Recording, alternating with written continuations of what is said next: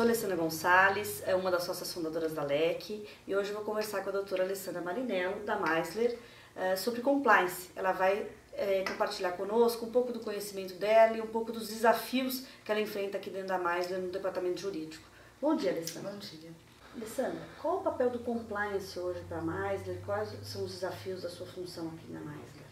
A Meisler foi recentemente adquirida por um grupo belga. Ela é originariamente uma empresa brasileira, familiar, e com essa fusão, um dos temas que estão sendo muito discutidos é a questão do compliance.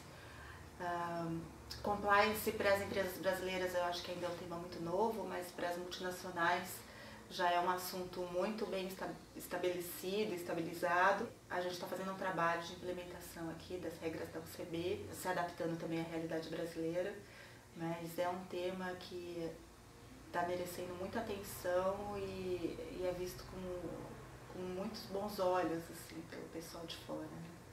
E você acredita que isso vai ser transportado depois para uma tendência global, ou seja, hoje realmente ela está mais voltada ao compliance, está mais voltada para as multinacionais, mas você acredita que no futuro próximo vai ser necessário ter esse tipo de ambiente corporativo?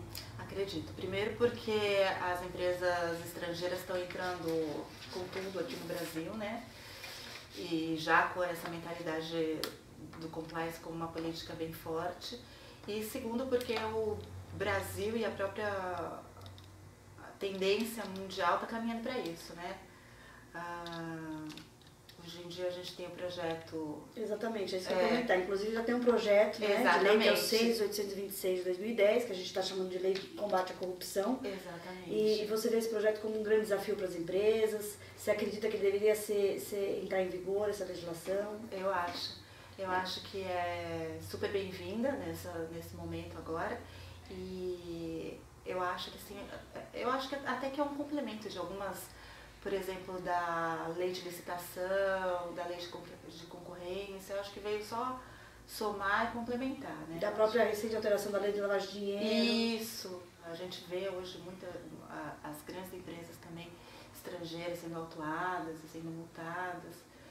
E esse projeto de lei, ele inclusive ele tem uma origem, uma inspiração na legislação americana, sim, né? Que é uma legislação bem rigorosa até, né? As sanções, as penalidades são bem pesadas. Eu acho que tem grande chance de ser muito bem implementado e ser muito bem-vindo. O setor farmacêutico ele é extremamente competitivo. Conte-nos como orientar as equipes de venda acerca dos limites impostos pelo compliance. Essa é uma tarefa bem difícil, porque a equipe de venda é formada por profissionais diversos. Nós temos representantes, nós temos os gerentes, nós temos gerentes de contas, gerentes regionais, e são muitos profissionais que não estão fisicamente aqui no dia a dia, eles estão na rua.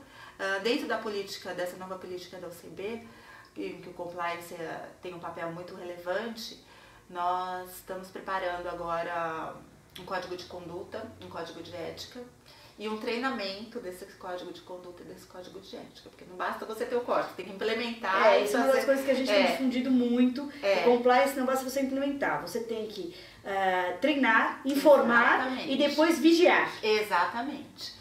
Então a gente está preparando um treinamento online para todos os funcionários aqui da empresa, e esse treinamento ele vai de tempos em tempos, ele vai sendo refeito, vai sendo reciclado, adaptado às novas realidades da empresa. Exatamente. E a gente tem orientado todos que, na dúvida, procure o jurídico, ou procure o RH, ou procure o seu gestor. Antes de praticar um ato. Exatamente. Que possa causar penalidade para ele. Exatamente. Como você vê a relação entre os médicos e os farmacêuticos hoje em relação à questão ética? No passado a gente sabe que existia, assim, a relação entre as empresas e os médicos era uma relação até um pouco pessoal, né? Então, por exemplo, o médico, ele era alguém de confiança na empresa farmacêutica, dos funcionários e tudo mais. Ele era, assim, treinado para que ele fosse um parceiro da farmacêutica, né? Receitando aquele medicamento, aquele produto.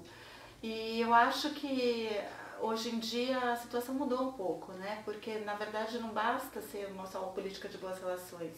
O médico, ele também tem as regras dele, ele também está sujeito às regras dele, então ele não vai receitar hoje um remédio só porque é fabricado ou é distribuído por um amigo. Ele vai receitar aquilo que ele acredita que dá resultado. Não, e também com a entrada de novos players no mercado nacional. A concorrência ficou muito mais forte. E a qualidade dos medicamentos também. E o médico, ele também, ele não vai se expor a uma situação delicada. Eu acho que a mentalidade dele também é de associar o nome dele, ou a conduta, ou o consultório, a um medicamento, a um produto, a uma fábrica, a uma farmacêutica que ele acredita, né? Então eu acho que muita coisa está sendo mudada nesse sentido. E por isso a postura dos distribuidores, dos vendedores, dos representantes também hoje em dia mudou, e a abordagem é diferente. Hoje em dia não é mais a questão pessoal, mas é a questão da qualidade, da composição, da empresa que está por trás, de todo o valor agregado ao produto, né? Perfeito.